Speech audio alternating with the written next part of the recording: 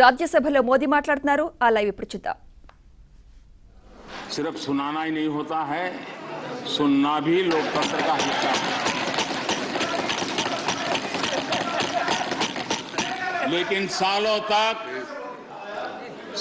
तक उपदेश देने की आदत रखी है, इसलिए जरा बातें सुनने में मुश्किल हो रहा है।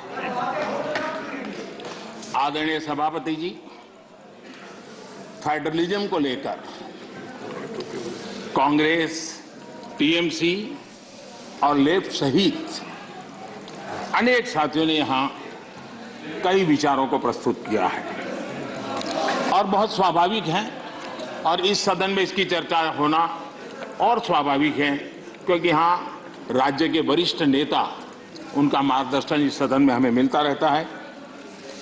लेकिन जब ये बात करते हैं तब मैं आज सबसे आग्रह करूंगा कि हम फेडरलिज्म के संबंध में हमारे जो कुछ भी विचार हैं, कभी बाबा साहब आम्बेडकर को जरूर पढ़ें, बाबा साहब आम्बेडकर की बातों का स्मरण करें। बाबा साहब आम्बेडकर जी ने जो संविधान सभा में कहा था, उसी को मैं कोट कर रहा हूं। और बाबा साहब आम्बेडकर ने कहा था, ये फेडरेशन एक यूनियन है क्योंकि यह अटूट है। प्रशासनिक सुविधा हेतु देश और लोगों को विभिन्न राज्यों में विभाजित किया जा सकता है। प्रशासन के लिए विभिन्न राज्यों में विभाजित किया जा सकता है, लेकिन देश अभिन्न रूप से एक है। उन्होंने एडमिनिस्ट्रेटिव व्यवस्थाएं और नेशन की कल्पना को स्पष्ट किया है, और ये बाबा साहब आम्बेडकर ने संविधान सभा में कहा है। मैं समझता हूं फेडरलिज्म को समझने के लिए बाबा साहब आम्बेडकर के इतने गहन विचारों से अधिक मैं समझता हूं तो मार्गदर्शन के लिए किसी बात की जरूरत है। लेकिन विशेषता ये है, क्या हुआ है हमारे देश में?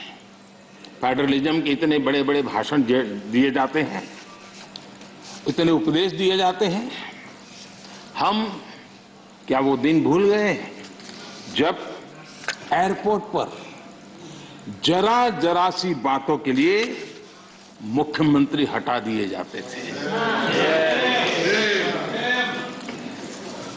आंध्र प्रदेश के पूर्व मुख्यमंत्री टी अंजय जी के साथ क्या हुआ था, ये इस सदन के अनेक नेता अच्छी तरह जानते हैं। प्रधानमंत्री के बेटे को एयरपोर्ट पर उनका प्रबंध पसंद नहीं आया तो उनको बर्खास्त कर दिया। इसने आंध्र प्रदेश के करोड़ों लोगों की भावनाओं को आहत किया था। इसी प्रकार कर्नाटका के लोकप्रिय मुख्यमंत्री वीरेंद्र पाटिल जी को भी अपमानित करके पद से हटाया गया था, वो तब जब वो बीमार थे। हमारी सोच कांग्रेस की तरह संकीर्ण नहीं है। हम संकीर्ण सोच के साथ काम करने वाले लोग नहीं हैं। हमारी सोच में राष्ट्रीय लक्ष्यों, राष्ट्रीय टारगेट और रीजनल एस्पिरेशंस, उसके बीच में हम कोई कॉन्फ्लिक्ट नहीं देखते हैं। हम मानते हैं कि रीजनल एस्पिरेशंस को उतने ही इज्जत के साथ एड्रेस करना चाहिए, समस्याओं का समाधान करना चाहिए।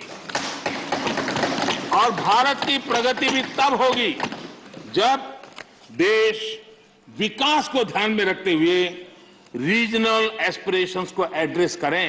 यह दायित्व बनता है। जब हम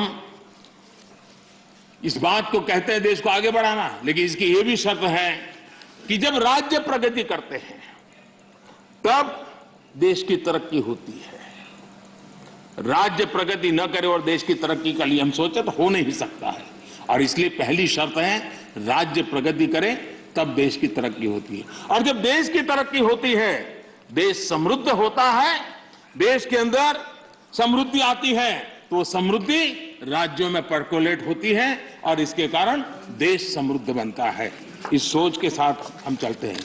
और मैं तो जानता हूं, मैं गुजरात में था, मुझ पर क्या क्या जुल्म हुए हैं दिल्ली सरकार के द्वारा, इतिहास गवाह है। क्या कुछ नहीं हुआ मेरे साथ, गुजरात के साथ क्या क्या क्या नहीं हुआ। लेकिन उस कालखंड में भी हर दिन, आप मेरे रिकॉर्ड देख लीजिए, मुख्यमंत्री के नाते मैं हमेशा एक ही बात कहता था कि गुजरात का मंत्र क्या है, देश के विकास के लिए गुजरात का विकास। हमेशा दिल्ली में किसकी सरकार है सोच करके नहीं करते थे, देश के विकास के लिए गुजरात का विकास। और यही फेडरलिज्म में हम सबका दायित्व यही बनता है कि हम देश के विकास के लिए अपने राज्यों का विकास करेंगे, ताकि दोनों मिलकर के देश को नई ऊंचाई पर ले जाएंगे। और यही तरीका सही तरीका है, उसी रास्ते पर चलना हमारे लिए जरूरी है।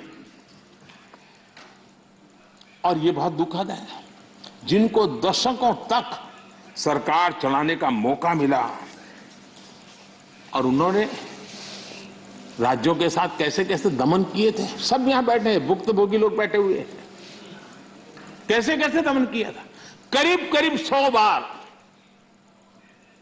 राष्ट्रपति शासन ला करके राज्य सरकार, चुनी हुई राज्य सरकारों को उखाड़ के फेंक दिया। आप किस मुंह से बातें कर रहे हो? और इसलिए लोकतंत्र का भी आपने सम्मान किया। और वो कौन प्रधानमंत्री है जिसने अपने कालखंड में 50 सरकारों को उखाड़ के फेंक दिया था, राज्य की 50 सरकारों को। आदरणीय सभापति जी, इन सारे विषयों के जवाब हर हिंदुस्तानी जानता है और उसी की सजा आज उनको भुगतनी पड़ रही है। देश उनको स्वीकार कर ले।